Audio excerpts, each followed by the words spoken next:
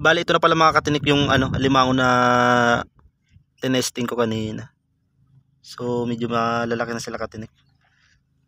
Kasing laki na sila katinik ng 25 cents. So ayan katinik, mga ganda na yung mga bulik na talaga katinik yung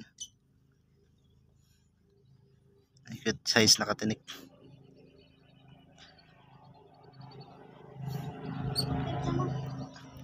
Medyo masakit na rin sila katinik makagat. Bali 24 days pa lang sila mga katinik simula nung hinulog namin dito.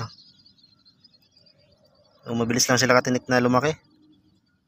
24 days. Ganyan na sila kalaki.